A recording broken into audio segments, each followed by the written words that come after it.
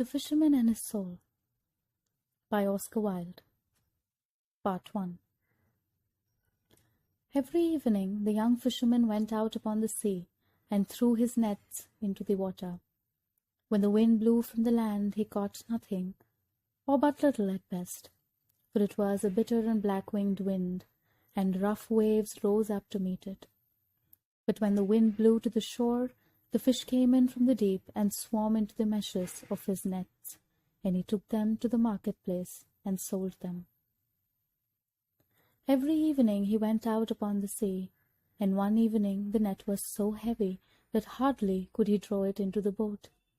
And he laughed and said to himself, "Surely I have caught all the fish that swim, or snared some dull monster that will be a marvel to men, or something of horror that the great queen will desire." And putting forth all his strength, he tugged at the coarse ropes till, like lines of blue enamel round a vase of bronze, the long veins rose up on his arms. He tugged at the thin ropes, and nearer came the circle of flat corks, and the net rose at last to the top of the water. But no fish at all was in it, nor any monster or thing of horror, but only a little mermaid lying fast asleep. Her hair was as a wet fleece of gold, and each separate hair as a thread of fine gold in a cup of glass. Her body was as white ivory, and her tail was of silver and pearl. Silver and pearl was her tail, and the green weeds of the sea coiled round it, and like seashells were her ears, and her lips were like sea coral. The cold waves dashed over her cold breast, and the salt glistened upon her eyelids. So beautiful was she that when the young fisherman saw her he was filled with wonder, and he put out his hand and drew the net close to him, and leaning over the side he clasped her in his arms. And when he touched her, she gave a cry like a startled seagull, and woke, and looked at him in terror with her mauve amethyst eyes, and struggled that she might escape. But he held her tightly to him, and would not suffer her to depart.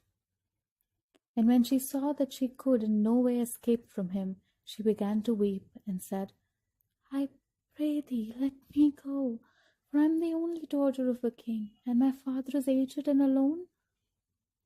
But the young fisherman answered, "I will not let thee go, save thou makest me a promise that whenever I call thee, thou wilt come and sing to me.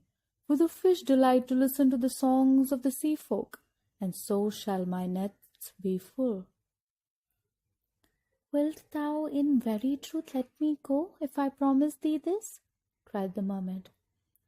"In very truth I will let thee go," said the young fisherman. So she made him the promise he desired, and sware it by the oath of the sea folk, and he loosened his arms from about her, and she sank down into the water, trembling with a strange fear. Every evening the young fisherman went out upon the sea and called to the mermaid, and she rose out of the water and sang to him. Round and round her swarmed the dolphins, and the wild gulls wheeled above her head. And she sang a marvellous song, for she sang of the sea folk who drive their flocks from cave to cave and carry the little calves on their shoulders, of the Tretons who have long green beards and hairy breasts and blow through twisted corns when the king passes by, of the palace of the king which is all of amber, with a roof of clear emerald and a pavement of bright pearl, and of the gardens of the sea where the great philorines fan of coral wave all day long, and the fish dart about like silver birds, and the anemones cling to the rocks, and the pinks burgeon on the ribbed yellow sand. She sang of the big whales that come down from the North Seas and have sharp icicles hanging to their fins, of the sirens who tell of such wonderful things that the merchants have to stop their ears with wax, lest they should hear them and leap into the water and be drowned, of the sunken galleys with their tall masts and the frozen sailors clinging to the rigging, and the mackerel swimming in and out of the open potholes, of the little barnacles who are great travellers and cling to the keels of the ships and go round and round the world, and of the cuttlefish who live in the sides of the cliffs and stretch out their long black arms, and can make night come when they will it. She sang of the nautilus who has a boat of her own that is carved out of an opal and steered with a silken sail, of the happy mermen who play upon harps and can charm the great kraken to sleep, of the little children who catch hold of the slippery porpoises and ride laughing upon their backs, of the mermaids who lie in the white foam and hold out their arms to the mariners, and of the sea lions with their curved tusks, and the sea horses with their floating manes. And as she sang, all the tiny fish came in from the deep to listen to her, and the young fisherman threw his nets round them and caught them, and others he took with a spear. And when his boat was well laden, the mermaid would sink down into the sea, smiling at him. Yet would she never come near him, that he might touch her. Oftentimes he called to her and prayed of her, but she would not. And when he sought to seize her, she dived into the water as a seal might dive, nor did he ever see her again that day. And each day the sound of her voice became sweeter to his ears. So sweet was her voice that he forgot his nets and his cunning, and had no care of his craft. Vermilion-finned and with eyes of bossy gold, the tunnies went by in shoals, but he heeded them not. His spear lay by his side unused, and his baskets of plaited osier were empty.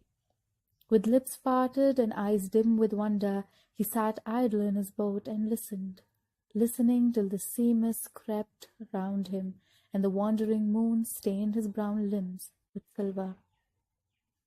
And one evening he called to her and said, little mermaid, I love thee. Take me for thy bridegroom, for I love thee." But the mermaid shook her head. "Thou hast a human soul," she answered. "If only thou wouldst send away thy soul, then could I love thee." And the young fisherman said to himself, "Of what use is my soul to me? I cannot see it. I may not touch it. I do not know it. Surely I will send it away from me, and much gladness shall be mine." And a cry of joy broke from his lips, and standing up in the painted boat, he held out his arms to the mermaid. "I will send my soul away," he cried, "and you shall be my bride, and I will be thy bridegroom, and in the depth of the sea we will dwell together, and all that thou hast sung of thou shalt show me, and all that thou desirest I will do, nor shall our lives be divided."